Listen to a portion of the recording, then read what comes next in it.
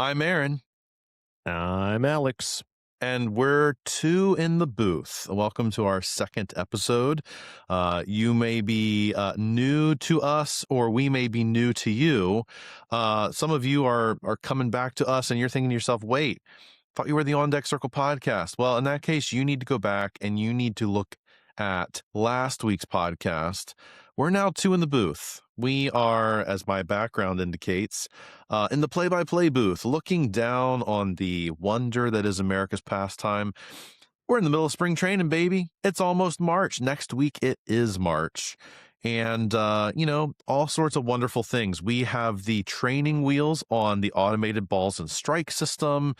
We've had some challenges to this point.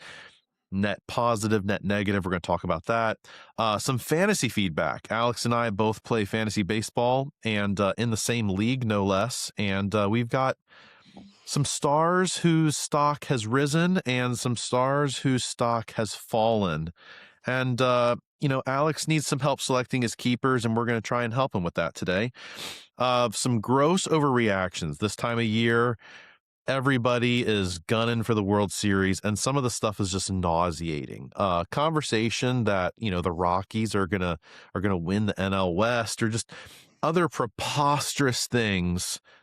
We'll mention some of those, and then finally wrap up today by talking about the World Baseball Classic. It's looming large, and as we get ready for that, we'll talk about what it is and the people who are participating in it. So, automated balls and strike system.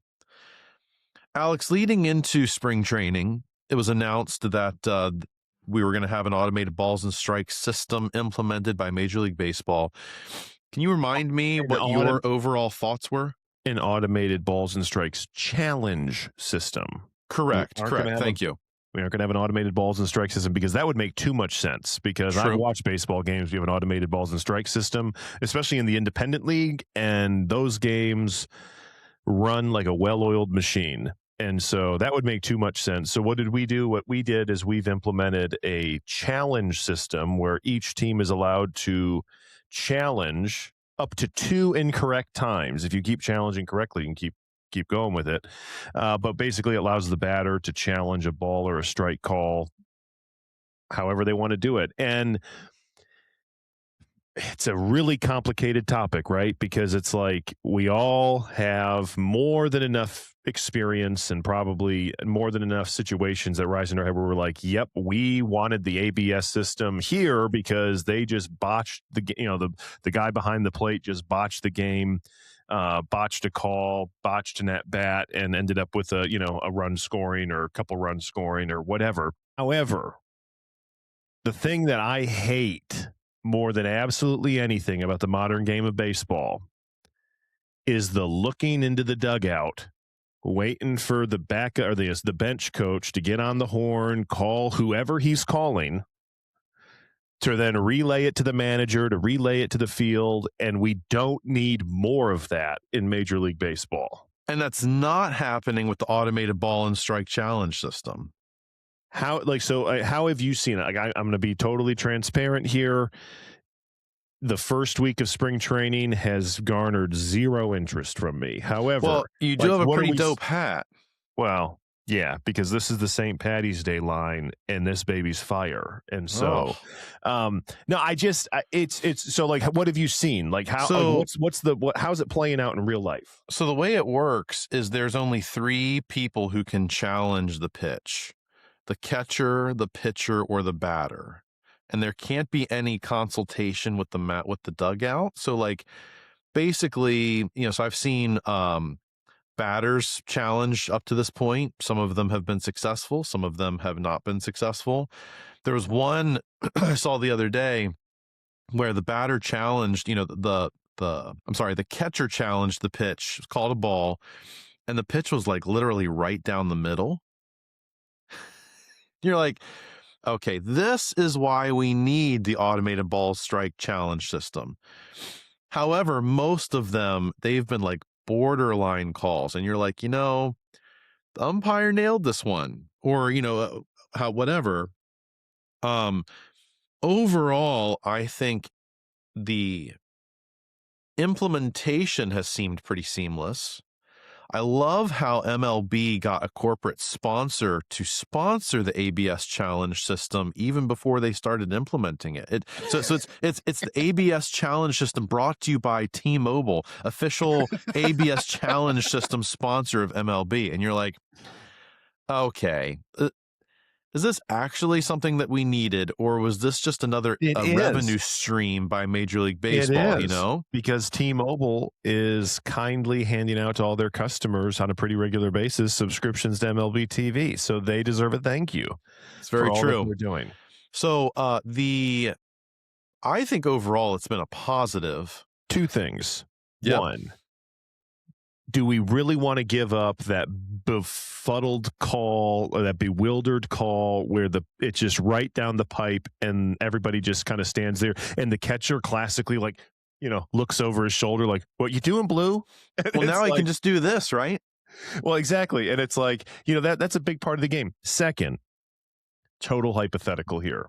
So you got the situation where you got the pitcher, the catcher, and the batter. They're the only ones allowed to challenge the call. Yep.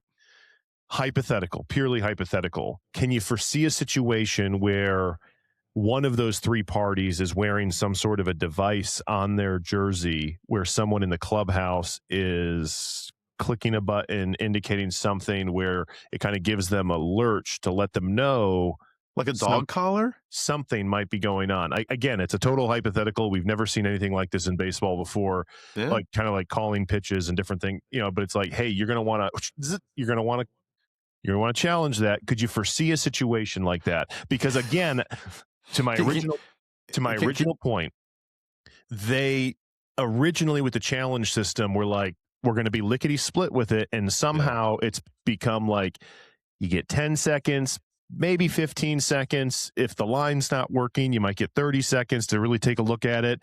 And the classic hand up, and we keep going. And it's like all of these things have good intentions. I'm just curious how it plays out over the long haul. And so we'll see. I mean, I'd be all in favor of putting a major league shock collar on each batter. Be fantastic. And they step up to the plate and they take a close pitch and you see them kind of step back and jolt a little bit and then tap their helmet and you're like, they just got the call from the bullpen. Call it a shock cup. A shock cup. Yeah. And you just give them a little zip, zip.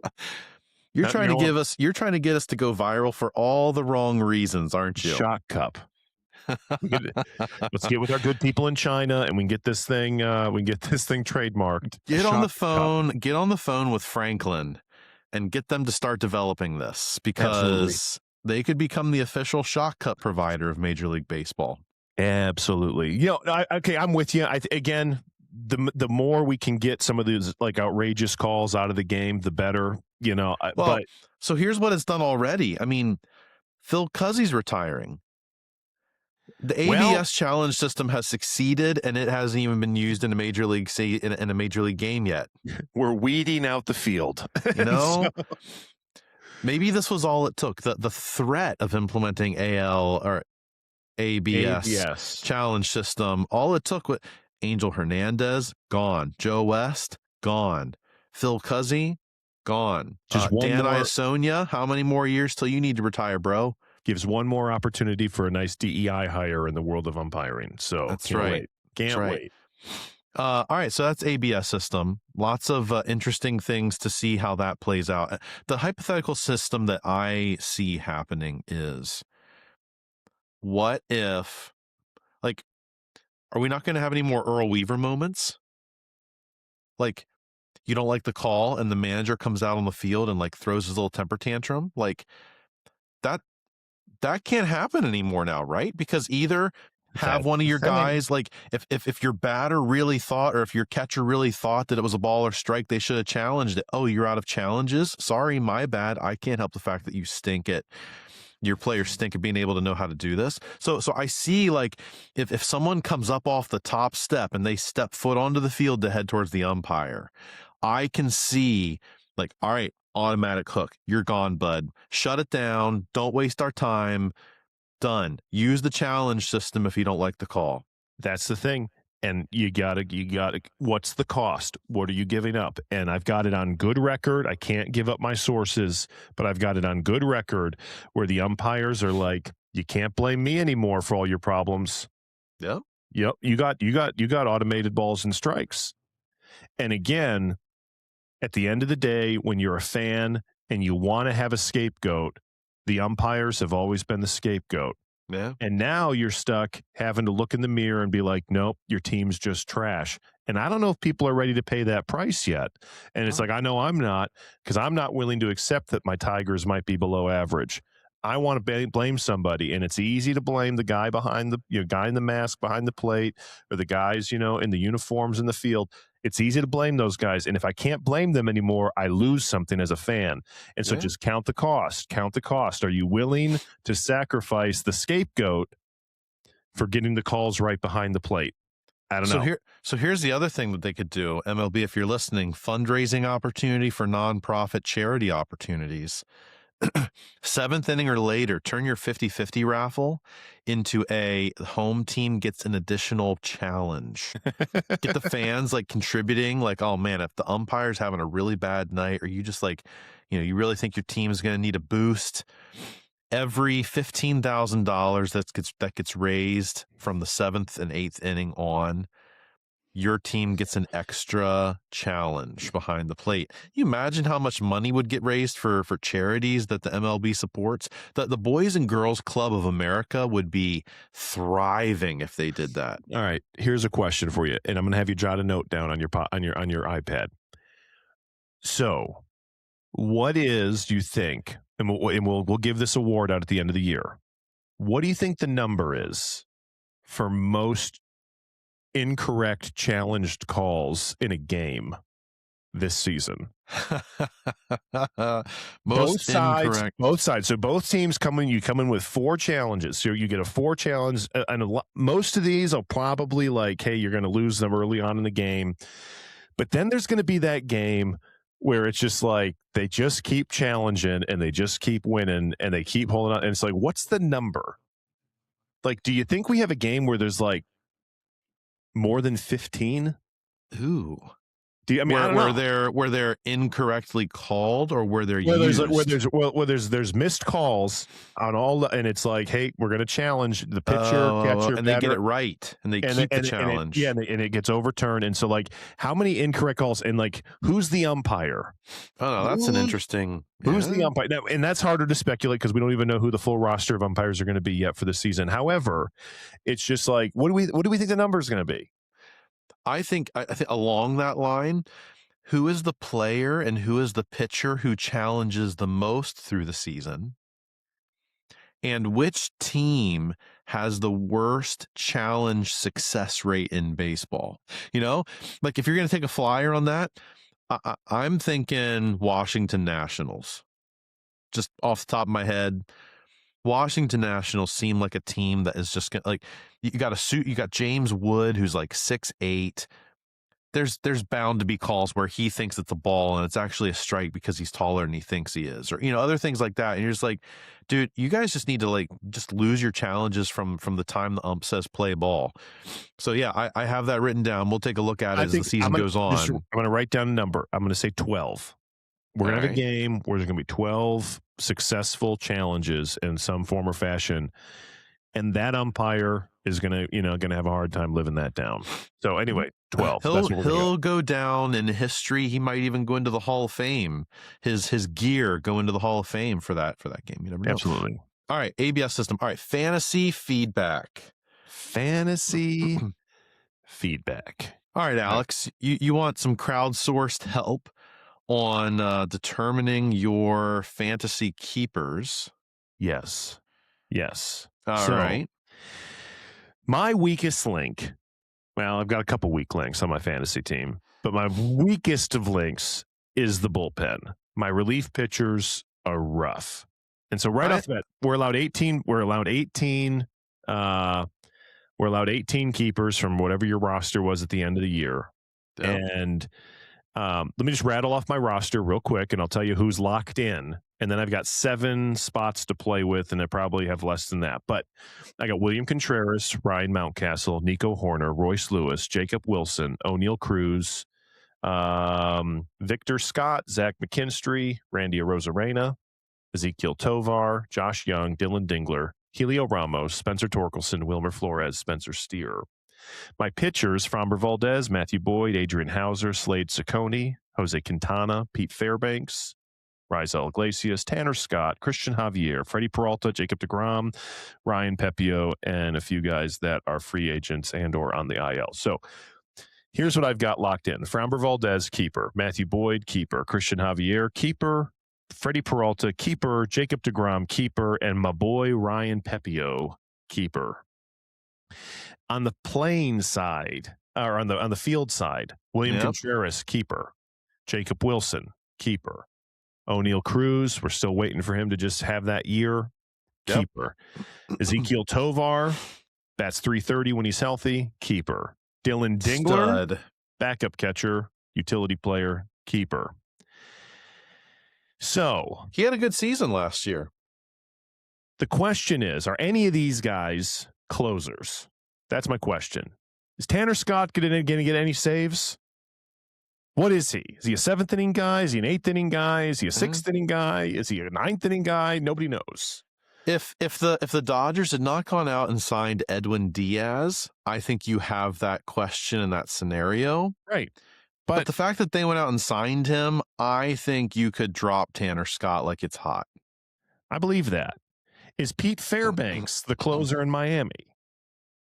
I think so. Oh, that's right. He got traded to the Marlins. Imagine like that being your career like trajectory. Tampa Bay to Miami. Like nowhere to go but up. Terrible. Get traded to Colorado, maybe? That's maybe that's your next move.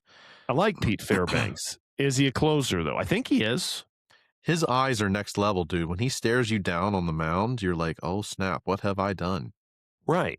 So do I keep Pete? That's a question. I think I do. And I'm tempted to say yes.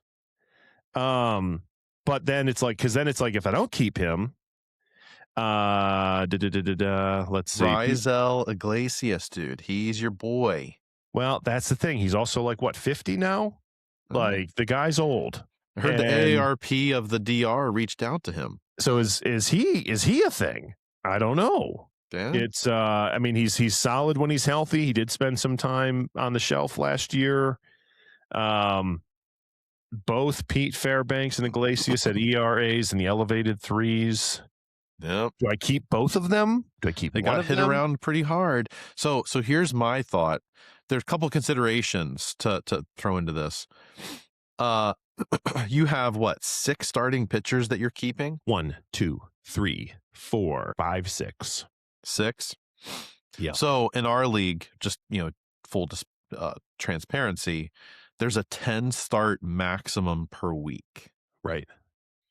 So my thought would be, if you jettison 1 or 2 of those starters, that gives you opportunity to try and get some bullpen help in the draft, knowing that people will probably snarf up some of those starters, and you might have opportunity to grab some good bullpen options. So Framber's got to stay. Yeah, Framber definitely. Boyd, same thing. I don't know, man. Okay, so here's what I'm thinking. Freddie Peralta, you got to keep Freddie Peralta. For now. Jacob deGrom, you got to keep Jacob deGrom. Yeah, he's the deGrominator. I think. Yeah, and Javier's the unknown. He's going to be near, like right behind Hunter Brown as the ace of, or like as an upper tier starter for the Astros. Yep. I don't know. Health issues over the last couple seasons. So do you want to take up an IL spot with him? I just don't know what I think about Matthew. Like, so the guys that I'm most like curious about, well, I take that back. Matthew Boyd pitched the least amount of innings of all these starters. Yeah. Shocker. You know who's just a workhorse? Ryan Pepio, man. Jose Quintana is also a workhorse.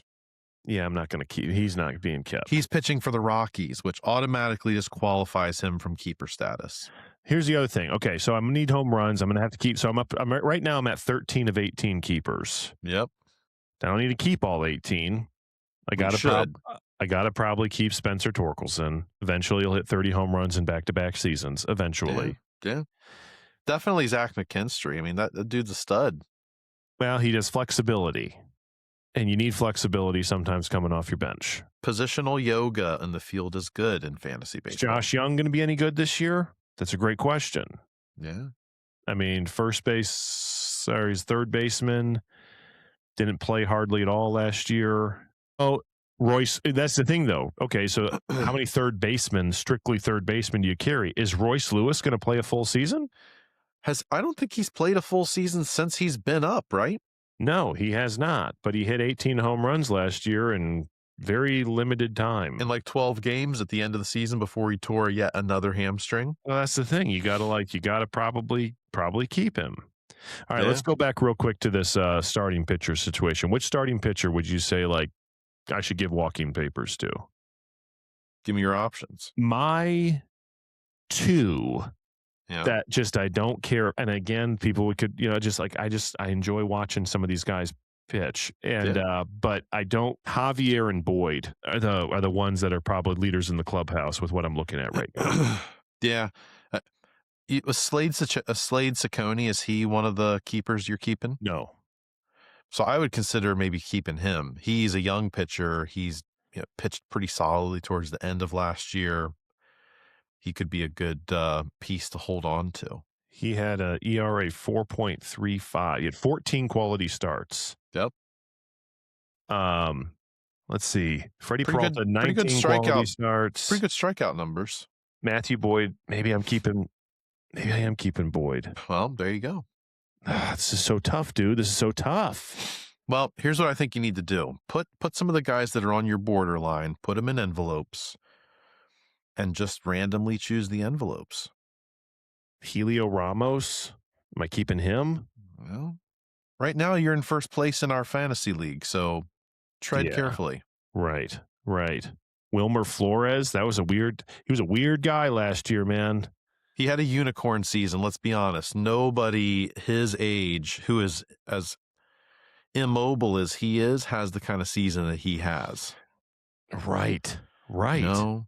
That's the thing. And so I'm like, but figure it out, man. Ryan Mountcastle, is Ryan Mountcastle going to get traded? He might. He's going to play a whole year. Speaking of, is Ryan Mountcastle going to get traded? Let's talk gross overreaction so far this spring training. Let's talk that. All right. So far from what my ears have heard, I've heard gross overreactions about the Mets.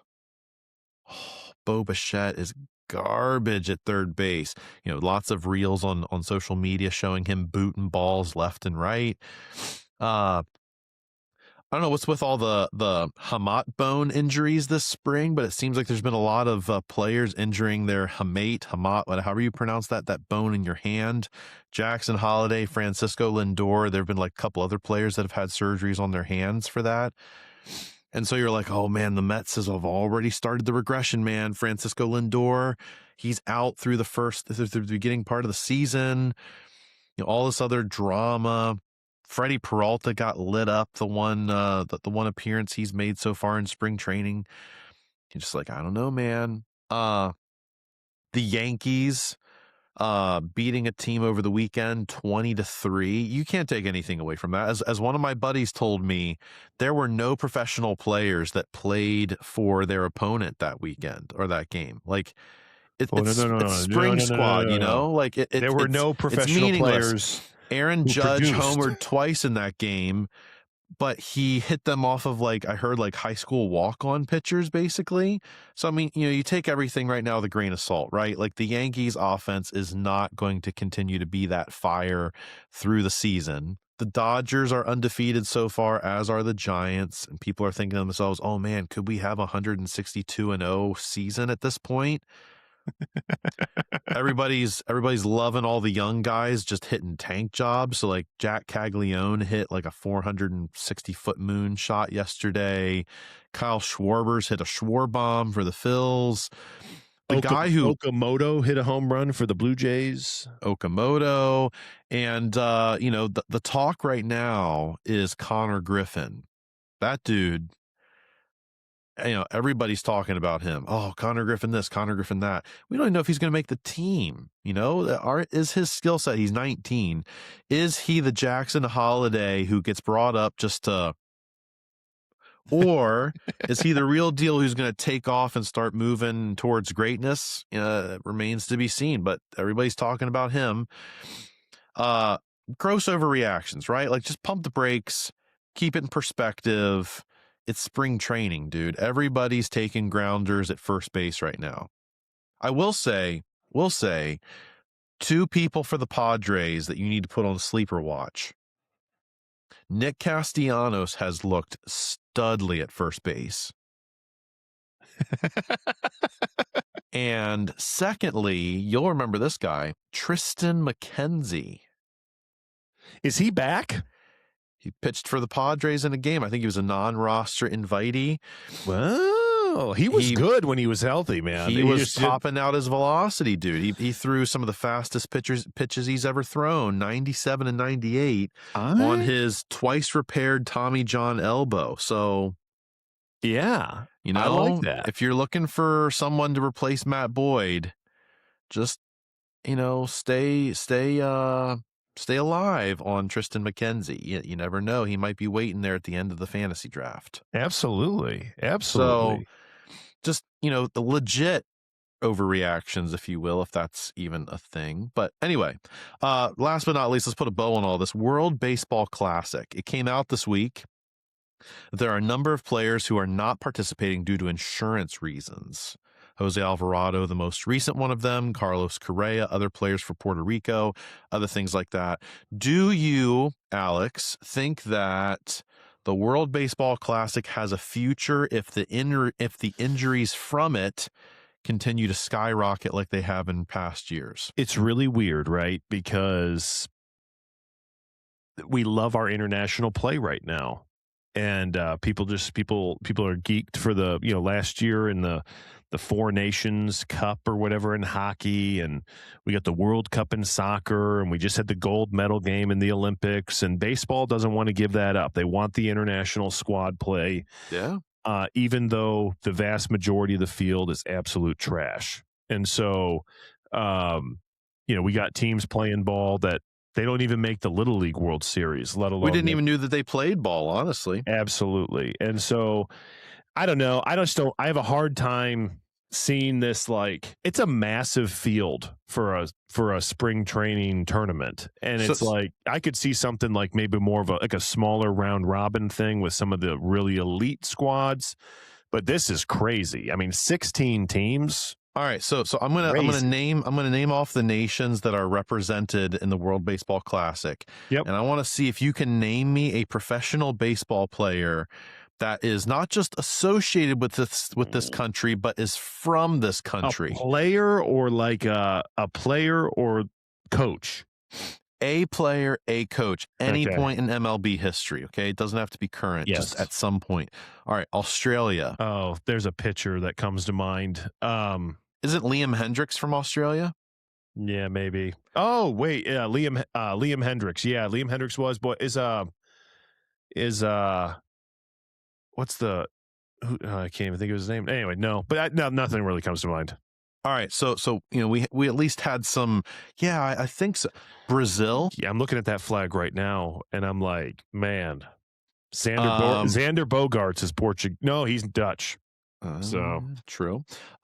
Canada. Isn't Matt Vierling from Canada? Yeah, there's a couple notable. Oh, no, he played for the Blue Jays. He's not Canadian. Well, to play for the Blue Jays means you're Canadian, right? No, Roger Clemens was not Canadian. Morneau, is Justin Morneau Canadian? Maybe. Sounds like it. Let me see. Justin rhymes Morneau. with Bordeaux. Let's see if Morneau was. All right, so we at least have categories and names of players. Chinese Taipei. Justin Morneau was Canadian, so we're good. Yeah. Chinese Taipei. Yeah. Oh, Ho Chi Minh City. No, that's Vietnam. That's Vietnam. What's Ho Chan Ho Park? Was he Taipei or was he Korean? You know, I'll be honest. I'm not really sure on my distinguishing features. We got to be between the really two. careful on the podcast with the Asian stuff because we could get in trouble quick. But all right, so Chinese Taipei. I'm like, what professional baseball players play for them? Colombia. Again, I'm sure there's some players, but like, none are coming to mind. Cuba. There's a ton of them that come to mind from Cuba. Luis Robert Jr. There's a host of professional baseball players from Cuba. They're going to field a competitive team. Chechnya.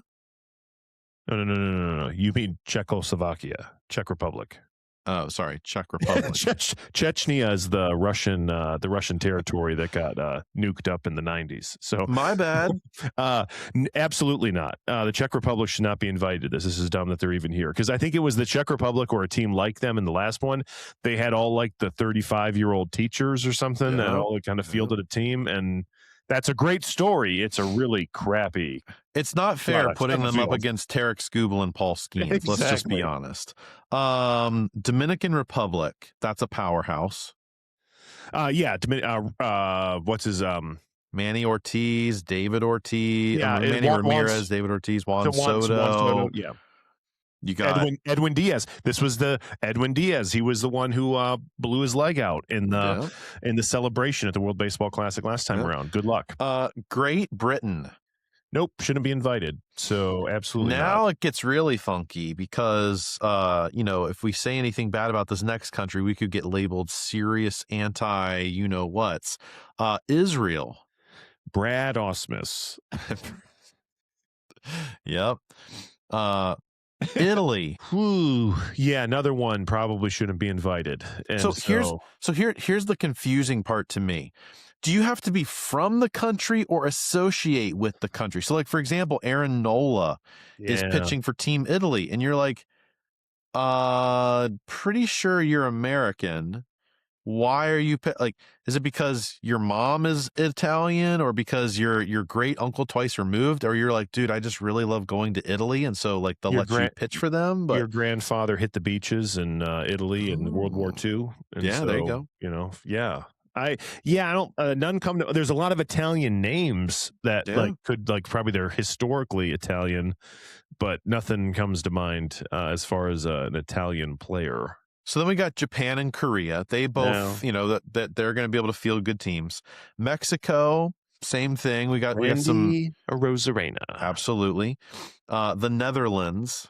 Xander Bogaerts, because they get to poach Curacao in the Caribbean. And my word. Nicaragua. Some national, some players in there. Yeah, but Panama. Okay, fine. Puerto Rico, that's going to be a powerhouse, and Venezuela is also going to be a powerhouse. Right. Although with Venezuela, look, they don't have a president anymore, so we should be able to take their players and use them to play on our team. Is my sentiment. That's true. But here's the thing: just tell me why this couldn't be played with the United States, Mexico, Cuba, Puerto Rico, Venezuela, Puerto Rico, DR, Korea, and Japan. Is that like 8 teams? Yep. China. Oh, yeah, because China doesn't have a team. But anymore. But just like those 8 teams, why can't you just play it with those 8 teams? Yep. And I know the Czech Republic will be really sad that they got left out. But you're like, really? Like, 2 things surprised me. One, Ukraine wasn't invited to this. They usually get invited to all the parties lately. And so they did not get picked. And Greece was in it last time, were they not? They were. I'm pretty sure they were the team of teachers. They were the team of teachers. So yeah, that's absolutely true. They were the Major League Baseball was like, guys, we really can't have all these slick-haired Grecians playing baseball in our fields because it just, it gives the vibe of like used car salesmen. Here's the only prediction we're going to make. Question. Yep. Is the championship anything other than the United States versus Japan? Yeah, I think it will be. Well, I don't know how the bracket is broken It's down. so Hold on. on the one side you got the major players are the United States, Mexico, Cuba, and the Dominican Republic. I can see the Dominican Republic beating the United States and it being the DR versus Japan. Okay. Yeah, and then on the other side you got Venezuela, Costa Rica, Korea, and Japan. Okay, because that's got to be like an Asian pool or something like that they're playing over there. So my concern with Team USA is I think they're going to run out of starting pitching because you got guys like Tarek Skubal and Paul Skeens who are like, yeah, I'm just going to make one start, or yeah, I'm just going to make two starts. And you know that the Team USA manager is going to be handling them very much so with kid gloves. Well, they're going to try to get through their preliminary rounds and just like hold Paul Skeens back for like the semifinal or like the quarterfinals and the finals or something like that. So yeah.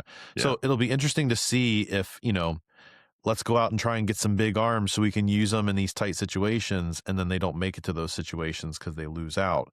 It'll be interesting to see how that all plays out. But anyway, kind of a preview of World Baseball Classic. I know for you and I, the World Baseball Classic is kind of a giant shoulder shrug. Not great. I think it would be, I know that I saw some guys advocating for Major League Baseball players to be utilized in the 2028 Olympics, since it's going to be taking place in Los Angeles. Hey, we should really get some MLB players involved in the Olympics since it's going to be hosted in Los Angeles. I would be on board with that. I think that would be a more legit scenario than, let's make our own thing and we'll call it the World Baseball Classic and invite teams that just don't even belong to come to the World Baseball Classic. Like, let's participate in the Olympics in another couple of years. Let's win gold medals like the hockey team, Well, and that's the thing, right? Like there's it's a tiered thing because like there's qualifications for this that go on in this interim time period, but it doesn't involve the big teams. It involves like the little teams. And so like so like nobody really knows how like the Czech Republic got here.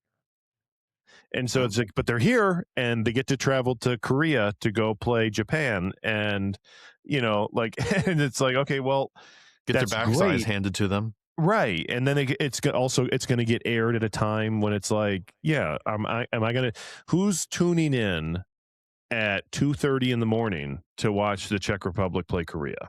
Czech Republicans, probably. Maybe. Because they're like, but we don't even have baseball fields over here. So could be. I don't know. It's a very interesting thing. It kicks off next week? I believe so. Yeah. So we'll see how it goes. Fun to watch. We'll be tracking the injuries for sure. So in the meantime, go out and get your favorite team's St. Patty's Day hat. They are pretty dope. As Alex is sporting it for us, this episode is not sponsored by, but it could be, by a New Era baseball hats. And go get a $59.50 or a $39.30. Get ready for baseball season, people. And until next time, we're out of here.